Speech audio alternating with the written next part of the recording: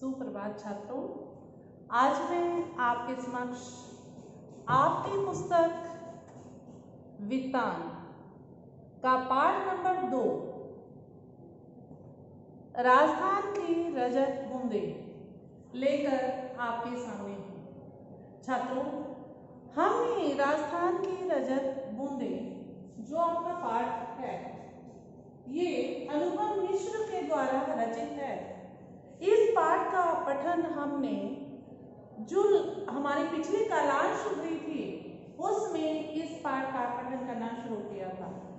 आज हम जहां से हमने पाठ को छोड़ा था वहीं से आगे हम इस पाठ का पठन करना शुरू करेंगे। ठीक है छात्रों, उसके लिए आप अपनी वित्तान की पुस्तक का पेज नंबर 12 निकाल लीजिए और यहीं से हम इस पाठ का पठन करना शुरू करेंगे।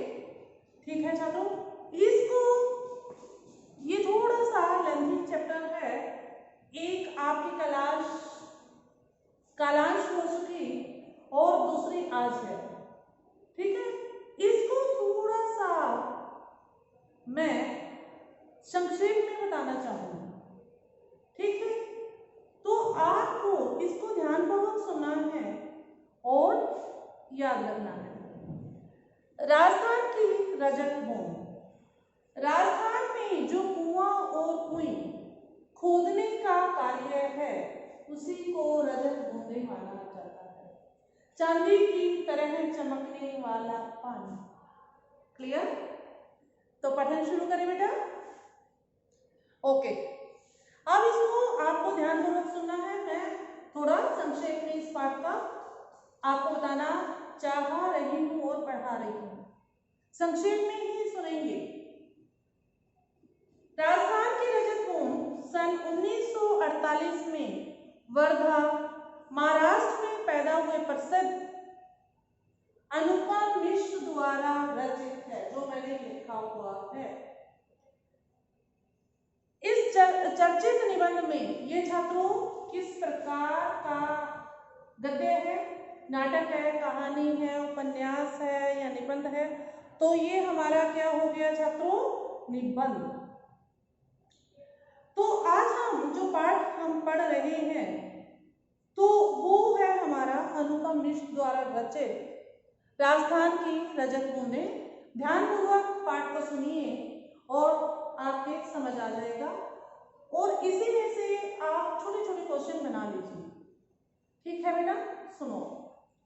राजस्थान में रेत का विस्तार और गहराई अथाह होती है। वर्षा का पानी रेत में समा जाता है, परंतु मरुभूमि क्या होती है? मरुस्थल में कई स्थानों पर रेत की सतह के नीचे एक परत के नीचे खड़िया पत्थर की, जो मैंने पिछले कालांश में भी बताया था, पत्थर की काफी लंबी चौड़ी पट्टी है जो रेत के नीचे दबी रहने के कारण ऊपर से नहीं दिखती। इस क्षेत्र में बड़े कुएं खोदते समय मिट्टी में हो रहे परिवर्तन से खड़िया पट्टी का पता चल जाता है। खड़िया जो होती है एक प्रकार की सफेद पट्टी। बड़े कुओं में पानी तो 150 या 200, 150 या 200 हाथ तक निकल जाता है, पर वह अधिकतर खारा होता है। पानी जो निकल तो आता है 150 या 200 हाथों के नीचे, लेकिन वो पानी खारा होता है। खारा मीन्स नमकीन होता है, पर वह इसलिए वर्षा के पानी को समेटने के लिए जो बारिश आती है उसके पानी को इकट्ठा करने के लिए कुएं का निर्माण किया जाता है। कुएं का निर्माण कब किया जाता है? वर्षा के पानी को इकट्ठा करने के लिए कुएं का निर्माण किया जाता है और जो कुएं होते हैं उसमें खारा पानी निकलता है। यहां तक समझ गए? जिस क्षेत्र में बरसात का पानी एकदम बैठता नहीं है, मीन्स कहीं भी वो नहीं जाता है, वहां रेत के नीचे खड़िया पट्टी होती है। खड़िया पट्टी का पता लगाने के लिए लोगों के अनुभव काम आते हैं। जो बड़े बुजुर्ग हैं उनके अनुभव फिर क्या काम आते हैं, वो क्या बताते हैं और उसी को आधार बनाकर क्या कर रहे हैं। बहुत ही सावधानी से किया जाता है। अब बड़े बड़े कुओं में खारा पानी होता है, उसके स्थान पर कुएं, छोटी छोटी कुएं बनाने का प्रावधान है। और वो कैसे बनाई जाती हैं, वो बड़ी सावधानी के साथ बनाई जाती हैं। कुएं की खुदाई और चिनाई करने वाले दक्षतम, दक्ष मीन्स जो उस काम में निपुण है, लोगों को चैलवांजी या चेजारो कहा जाता है। छात्रों, इसको आपको रेखांकित करना है। जो ये राजमिस्त्री होते हैं, जो इस काम में निपुण होते हैं, उसको हम क्या बोलते हैं? चेलनवाजी या चेजारो। हो गया। उनके कुएं बनाने के इस कार्य को चेजा कहा जाता है। और जो ये काम कर रहे हैं, इसको क्या नाम दिया गया? चेजा। चैपे की मात्रा और जा, चेजा। कुएं बनाने का कार्य आसान नहीं होता, ये थोड़ा कठिन होता है। कुएं बनाने का काम यह लगभग कुआं बनाने जैसा ही होता है। कुआं पुल्लिंग होता है, कुएं स्त्रीलिंग होती है। जो ये कुएं बनाने का काम है लगभग कुएं जैसा ही होता है। कुआं पुल्लिंग है तो कुएं स्त्रीलिंग है। कुएं की गहराई लगभग कुएं के समान ही होती है, अंतर केवल व्यास से होता है। ठीक है, गोलाई में कुएं का व्यास कुएं से कम होता है, इसको याद रखना है। कुएं का निर्माण करने के लिए चेजारो भूमि के अंदर, जो राजमिस्त्री है वो भूमि के अंदर की गर्मी को सहन करते हुए बसोली से मिट्टी की खुदाई करते हैं। जो राजमिस्त्री है, क्योंकि कसी से वो काम नहीं होता, तो उसकी स्थान पर क्या प्रयुक्त हुआ है? बसोली। और बसोली क्या होता है? एक नुकीला पदार्थ होता है और ऊपर एक लकड़ी का डंडा होता है। उस नुकीले पदार्थ से ही नीचे भूमि को खोदा जाता है। कसोली एक नुकीला लोहे का औजार होता है। इसका हत्था लकड़ी का बना होता है। हत्था मीन्स हाथ से पकड़ने वाला। कुएं खुदी हुई मिट्टी बाल्टी के द्वारा बाहर निकाली जाती है। और जो उसके अंदर मिट्टी जब हम कुछ खोदते हैं तो मिट्टी निकलती है, तो वो मिट्टी कैसे बाहर निकालते हैं? क्योंकि अंदर तो राजमिस्त्री है, तो ऊपर खड़े हुए हैं जो लोग, वो बाल्टी भेजते हैं नीचे, और एक रस्सी, बड़ी मजबूत रस्सी बंधी होती है जो नीचे तक जाती है। फिर वो जो राजमिस्त्री है उसमें मिट्टी भर देता है और वो ऊपर की तरफ खींच लेते हैं। क्लियर बेटा? चेजारो कुएं की खुदाई के साथ साथ उनकी चिनाई भी करते हैं। चिनाई में चिनने का काम, यानी बनाने का काम। मिट्टी खोदते नहीं है, फिर उसको कुएं का रूप भी देते हैं। जैसे राजमिस्त्री हमारे घर को बनाते हैं, पहले दीवारों की चिनाई करते हैं, दीवार बनाते हैं पहले, ऐसे ही जो कुएं की चेजारो हैं, वो भी राजमिस्त्री जो है वो फिर चिनाई का काम भी करते हैं, ताकि मिट्टी धंसे नहीं।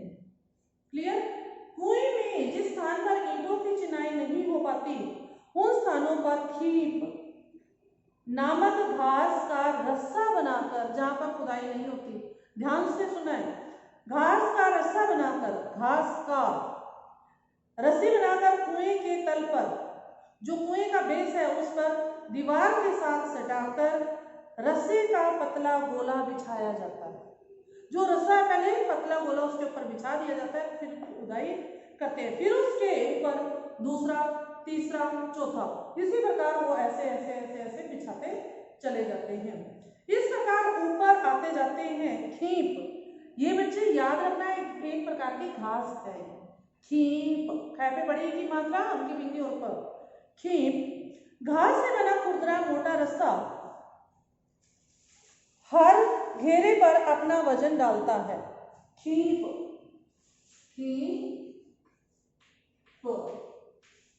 ये एक प्रकार की घास है, अपना वजन डालता है और बटी हुई लकड़ियां एक दूसरे में फंसकर मजबूती से एक के ऊपर एक बैठती जाती है। रस्से का अंतिम सिरा ऊपर रहता है। जिस स्थानों पर घास नहीं होती, वहां पर लंबे लंबे लकड़ी के लट्ठों को एक दूसरे में उलझाकर मिट्टी को ढकेलने से धुआ जाता है। फिर मिट्टी को कैसे बाहर निकालते हैं, ये प्रक्रिया उन्होंने बताई है। उसके बाद पानी को जो लेखक ने, जो हमारे जो लेखक हैं अनुपम मिश्र जी, इन्होंने राजस्थान के पानी को 3 रूपों किया है, 3 रूपों में बांटा है, 3 प्रकार में बांटा है। नंबर 1, इसको छात्रों आपको याद भी रखना है। पहले पानी का नाम है पालर पानी, दूसरा पानी पाताल पानी, तीसरा रेजानी पानी। रेजानी, पहला पालर पानी, दूसरा पाताल पानी, तीसरा रेजानी पानी। पालर पानी यानी सबसे पहला जो है, यानी सीधे बरसात से मिलने वाला पानी होता है। बरसात से मिलने वाले पानी को पालर पानी कहते हैं। ठीक है बेटा, इसको आपको याद रखना है। पाताल पानी, पाताल मीन्स नीचे, कहते हैं ना आकाश और पाताल। पाताल जहां हम खड़े इससे नीचे वाला पाताल लोक, यानी भूजल, धरती का जल। और रेजानी पानी यानी धरातल के नीचे लेकिन भूजल, धरती के जल में न मिलकर नमी के रूप में बीच में रह जाने वाला पानी। ठीक है बेटा, रेजानी पानी कुएं के माध्यम से प्राप्त किया जाता है। जो रेजानी पानी है वो कहां से प्राप्त किया जाता है? कुएं के माध्यम से, याद रखना है। और कुएं का मुंह छोटा रखने के कारण तीन बड़े कारण हैं। कुएं का जो मुंह छोटा रखते हैं इसके 3 कारण हैं। नंबर 1, व्यास बड़ा हो तो कम मात्रा का पानी ज्यादा फैल जाता है, इसको रेखांकित कीजिए। दूसरा, रेत में जमा पानी की जो बूंदें हैं बहुत धीरे धीरे रिसती हैं। अगर किसी का पानी का, मान लो हमें कहीं से पानी निकालना है, बाल्टी में छेद है, अगर बड़ा छेद होगा तो पानी जल्दी जल्दी निकल जाएगा, अगर छोटा छेद है तो पानी धीरे धीरे निकलेगा। क्लियर? ऐसा ही इसमें बताया गया है। रेत में जमा पानी की बूंदें बहुत धीरे धीरे रिसती हैं। रिसती मीन्स बहाव होता है। दिन भर में एक कुएं में 2-3 घड़े पानी ही जमा हो जाता है। जो कुएं है उसमें 2-3 घड़े, मटके जितने भरे जाते हैं इतना ही पानी जमा होता है। छोटे व्यास के कुएं में धीरे धीरे रिस कर आ जाना वाला जो पानी है 2-4 हाथ की ऊंचाई ले लेता है। ठीक है। खड़िया पत्थर की पट्टी, जो खड़िया पत्थर की व्हाइट पट्टी होती है उसको चूरू, बीकानेर, जैसलमेर, बाड़मेर आदि क्षेत्रों में पाई जाती है। अब ये क्वेश्चन आता है, खड़िया पत्थर की जो पट्टी वो राजस्थान में कहाँ कहाँ पाई जाती है? ये इसका उत्तर मैंने क्या बताया? बीकानेर, जैसलमेर, बाड़मेर आदि इलाकों में पाई जाती है। यही कारण है कि इन क्षेत्रों में लगभग सभी घरों में कुएं हैं। लोग क्या करते हैं, अपने अपने घरों के बाहर कुएं बना लेते हैं ताकि जो पानी है वो हमारा वेस्ट ना जाए और हमें पानी मिलता रहे। कुएं से पानी निकालने के लिए छोटी बाल्टी या चड़स का प्रयोग किया जाता है। इसको छोटी बाल्टी जो होती है उसको भी यूज कर सकते हैं, या बाल्टी के टाइप का एक मटकी टाइप होती है जो पित्तल की बनी होती है उसको बोलते हैं चड़स, का प्रयोग किया जाता है। ऊपर मुहाने पर जो ऊपर का हिस्सा है उस पर चरखे या फिरनी लगा दी जाती है। एक गोल प्रकार का चरखा टाइप होता है जो उस कुएं के ऊपर लगा दिया जाता है, जिसके अंदर रस्सी फंसाते और नीचे जाती है ताकि एक डायरेक्ट रस्सी नीचे ना जाए, और खींचने में जब हम खींचते हैं किसी के ऊपर रखे तो वो जल्दी से खींच जाती है, अदरवाइज नीचे फिसलने का डर रहता है। कुएं में मुंह को लकड़ी के ढक्कन से ढककर रखा जाता है। जो कुएं होती है फिर उसको क्या करते हैं, लकड़ी का जो ढक्कन होता है उससे ढक दिया जाता है ताकि पानी गंदा ना हो। प्राचीन समय में, अब प्राचीन काल की बात है छात्रों, चिजारों को कुएं के सफलतापूर्वक निर्माण पर भेंट दी जाती थी। उन्हें वर्ष भर तीज त्योहार में, विवाह के अवसर पर उपहार दिए जाते थे। अब यह कार्य मजदूरी देकर करवाया जाता है। पहले क्या होता था, किसी से जो हम कुएं खुदवाते थे या क्या भी था तो उनको पैसे नहीं दिया जाते थे कि आजकल तो जैसे काम पैसे दिए और काम खत्म, तो उससे कोई अटैचमेंट नहीं रहती थी जब पैसे दे दिए। तो पहले क्या होता था प्राचीन जमाने में, जो भी काम करवाया जाता था, वो कोई त्योहार आता था तो उस पर ही या कपड़े दे दिए जाते थे, या गेहूं या धान दे दिए जाते थे, या मिठाई वगैरह दे दी जाती थी, या पैसे दिए जाते थे। ये पहले होता था ताकि उस जो चाजीरो है, जो राजमिस्त्री है, उसका हमारे से एक लिंक बन जाता था, एक रिश्ता बन जाता था। लेकिन आज रिश्ता क्यों नहीं है? क्योंकि सारी चीज पैसे पर बेस्ड है। कोई किसी से रिश्ता रखना नहीं चाहता। ठीक है बेटा। मजदूरी देकर कोई निजी संपत्ति है, ये हमारी अपनी होती है, और कुआं हमारा सबका होता है, लेकिन इसे सार्वजनिक संपत्ति समझा जाता है क्योंकि कोई जिस क्षेत्र में बनती है वह गांव की सार्वजनिक जमीन होती है। सबकी मिली हुई जमीन पर वो कुएं बना लेते हैं। मान लो मेरे परिवार में 5 घर हैं, तो 5ों की एक हम कुएं बाहर लगा लेते हैं, ये 5 भी इकट्ठी हो गई, सार्वजनिक हो गई। हर नई कुएं का अर्थ है पहले से तय नमी का बंटवारा। इसलिए निजी होते हुए भी, अपनी होते हुए भी ये सार्वजनिक क्षेत्र में बनी कुइयों पर ग्राम सभा का अंकुश लगा रहता है। जो गांव वाले जो सरपंच वगैरह है, उनका भी इस पर पाबंदी होती है कि वो जब चाहे इसको बंद भी करवा सकते हैं। बहुत जरूरत पड़ने पर ही समाज नई कुएं के लिए स्वीकृति देता है। जो वहां के सरपंच या पंच लोग हैं, उसको बनाने के लिए तब उसको स्वीकृति मिलती है। छात्रों, ये जो आपका आज जो चैप्टर हुआ है राजस्थान की रजत भूमि, आज इसका जो हमने सार पढ़ा, संक्षेप में जो मैंने आपको ये चैप्टर समझाया, उम्मीद करती हूँ कि आपको समझ आया होगा। अगर अभी इस चैप्टर से रिलेटेड बेटा कोई भी अगर आपको परेशानी आती है या दिक्कत आती है, आप उससे ग्रुप में तो पूछते ही हो, और डाउट क्लियरिंग जब सेशन होता है उसमें भी आप पूछते हो और मैं समझा देती हूँ। अगर फिर भी कोई ऐसा लगता है कि आपको कुछ समझ नहीं आया तो ग्रुप में भेज देना, मैं आपको पर्सनली कॉल करके आपको समझा दूँगी। ठीक है बेटा, अपना ध्यान रखना और काम करते रहना।